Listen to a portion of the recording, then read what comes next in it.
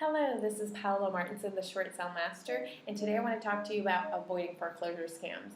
If you are behind on your payments or soon will be, the first thing you need to do is call your lender. They will let you know the options that are available to you and what they're willing to review your file for, your loan for, and what they're not. Only 90% of loan modifications, only 10% of loan modifications actually go through. So the odds of your loan modification going through are very slim. A lot of companies charge to do a loan modification, an upfront fee, and most of them are a scam. So there are some free resources out there if you do want to try for a loan modification. If you've called your lender and they said, yes, we're willing to review your loan for a loan modification, you can either do it yourself. Just be prepared that it will take calling every day, literally every day, and faxing your documentation multiple times because it's just the nature of the business. It's just the way it is.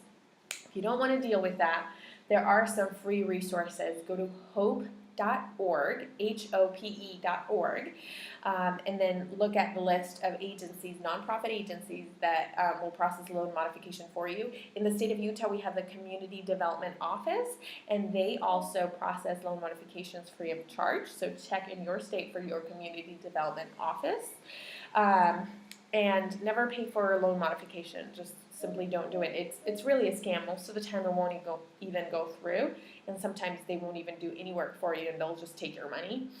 While there are some legitimate companies, it's hard to distinguish which ones are legitimate and which ones are not. So go ahead and try their free resources or do it yourself. Again, don't pay for any type of short sale processing fees.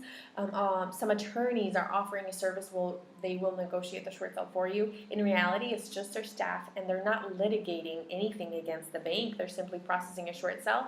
In my opinion, the best qualified person to handle the short sale and represent you in front of the bank would be a short sale agent, a realtor that specializes in short sales, like myself, for example. We know the values, we know the area, we know the game.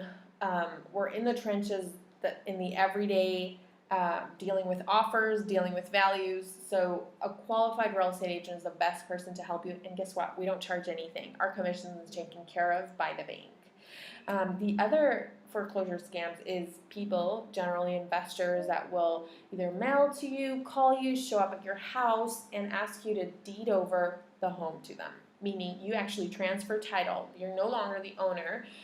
The investor is, but you still hold the mortgage liability.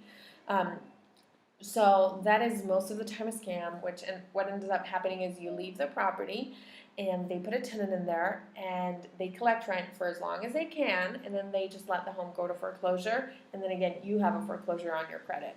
Well, there are some legitimate transactions where you finance the home to them, you still hold the note, and they're the owners. You still run that risk of they could default and not make the payment. So there are some legitimate transactions that involve investors, but you got to be really careful with what you're doing. So again, just to recap, the first thing you want to do is call your lender and see what options are available to you. The other, I consider it a scam, is something the bank will offer you. It's called a deed in lieu of foreclosure, and this only works when you only have one mortgage on the property, not if you have a second or any other liens against your property. This is when your lender will give you $1,000 and you give them the keys to the house. You literally move, and instead it's an amicable foreclosure, so that they actually foreclose on you, but they don't incur all the lengthy process and all of the expenses as if you did not do the cash for keys exchange. The bad thing for you is that they do report it on your credit as a foreclosure, whereas if you actually went through the short sale process and sold your home as a short sale, then on your credit it shows up as paid in full for less than full. So when you go get a mortgage in the future, it looks a lot better to have a short sale on your credit than a foreclosure. In fact, some lenders won't even finance you a home until it's been 7 years. So lending guidelines change all the time.